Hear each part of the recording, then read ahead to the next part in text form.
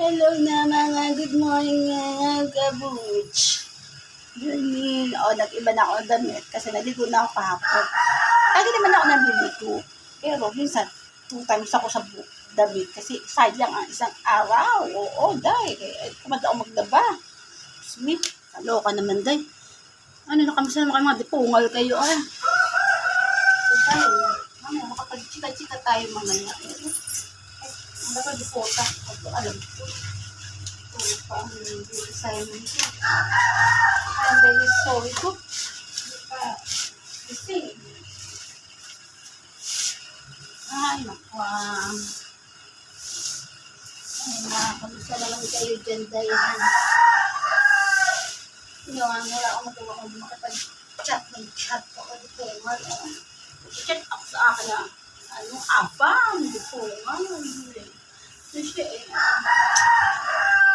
Ano siya? Kalimutan ko na kung anong lugar ng hype na yan. Sabi daw sabi sa mga trabaho na, pupungal. Isip na sila sa trabaho, tapos puro chat yung katagal ng chat. Ayoko na makachat ng hype na yan. Kasi pupungal. Mas malaki pang chat ko sa kanya.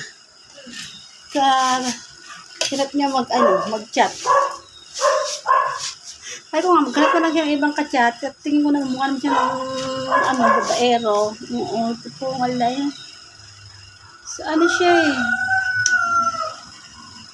Maganda rin yung lugar lang niya. Kung anong bansa niya. Nakalimutan ko lang. Ano naman ulianin ako ngayon, pupungal. Hindi pa naman siya nagsisend ng mga kabastusan. Lagi nga siya sa trabaho. Sabi ko, mag-anap na siya ng ibang babae. Kung wala ka naman ka-chat. Kaya ka nasa trabaho. Ay, naku. Magandang araw ngayon, dahil. Sana sa Friday makadagpunta na kay Papa Jesus. Kapag-dasal naman tayo, hoy. Di ba nga diputa kayo, magsipagdasal muna kayo, ha? Ay, di ba yung kahit naman tayo nagkasala, at least, nakapag-sorry naman kay Papa Jesus. Nakulipungan na iyan. Kaya mangyayari na naman sa ating buhay. Ay, magkape-kape na. Kape. Ay, abutan na naman tayo ng pagkasarap-sarap ng umaga ngayon. Buti nga hindi maulan. Masaya naman kayo. Ay, di pungal. Ay, ba naman yun? Teka lang ha. Alam mo naman ang pagpupo ko. Ay, dapota. Ay, lagi naman nasa di pungal.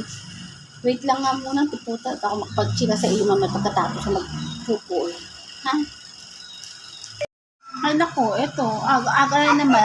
Kulit na naman ito ni Simon. Ayan, huwag kayong bumili ng panty dito. Kaya hindi ito binibenta yung panty na to. No, ito ay extra lang to. Huwag walang magawa. Ayan na lang ang sinusuot. Di po, ngal. Ay, kasi ito si Simon. Ang kulit-kulit na naman. Nakikita lagi ang panty dyan nakasabi. Kasi kinuha makulit. Ito ba naman yun? Nakakaloka. Sobrang kaaga-aga ay pagkakulang-kulang kalat-kalat ng bahay. Ewak ba sa bahay dito? Anong gagawin na? Nakainis na. Kahit ito ng buong bahay. Yan ito. Makulit ng batuta. Kayo ng mga buhay yan. Uy, bigyan na lang ako ng trabaho. Trabaho na lang kami. Diyos me. May naman, may araw na apartment. Manilingin na naman, chat na naman. Wala siya, hindi ko siya kilala. At kilala ko siya dahil hindi ko na siya kilala. Wala siya maningil. Bag dyan. Tapos sa'yo mo tayo, pagkakalat tayo na si Tina. Lagot ka kay Tina. Dyan na naman may ari ng bahay. Diyos, kaloko na naman tayo, guys. Kaloko tayo. Magtago na tayo. Kasi maningil na naman namin ang natin. May ari ng bahay. Wala kasi sahod. Dapat naman. Wala man naman din yung banang na wala pang pera pang bayad sa bahay. May bayad naman. Kung meron pa ng pera, kung may sahod na. Ay, Diyos mo na. Nakakaloka. Loka na ako sa mga yan. Buti pa, magtrabaho na to si Baby Simon. Si Ate Zoe, dapat mag-work na to, mag-work na! Oo.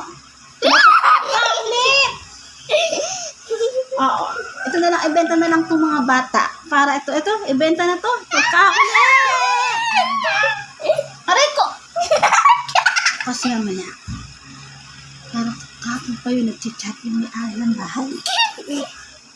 Hihingi na ng bayad. Kaso wala pa silang sahod. Wala pang bayad. Magagawa. Wala pang sahod. May sahod mo sila. Pero wala pang ano. Ay, dito sa aga-aga. Pagkainit, kalat-kalat. Pungol. Ay, lagi na lang mga makakalat. Diba naman, yung manang malamon. Wala nang ito nga!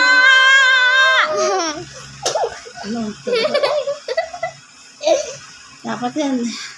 Pasunugin na lang yung mga kalat. Para walang ligpit. Itong matuka. Bigay na lang ito doon sa may-ari. Ito na lang ang babayad namin doon sa apartment.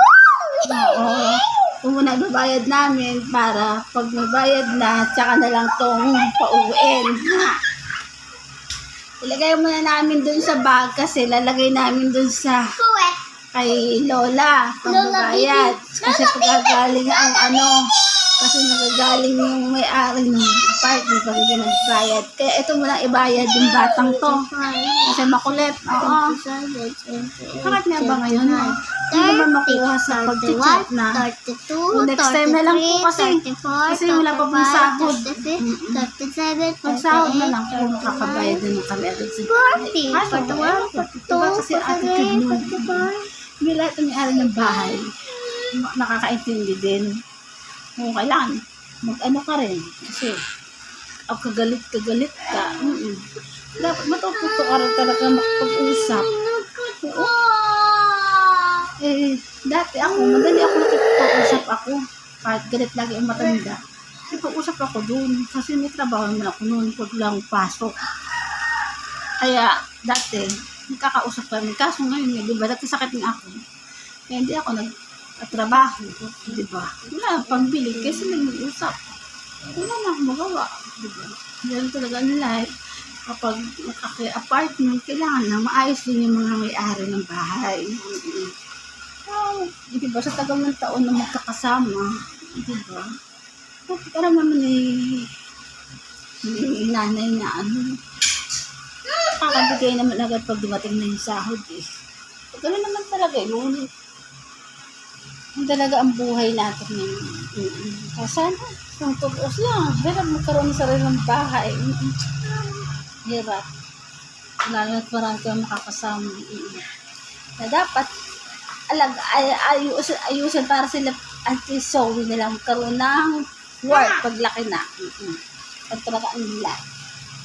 Sige na, mamaya dumating may araw ng bahay, ng apartment. Baka maningil pa. Diyos me! Natatago na tayo, matulog-tulugan na tayo para makasarado. Sarado ang pinto, tapos tayo natulog. Pag dumating may ari ng bahay, bahala sa tulog na tayo.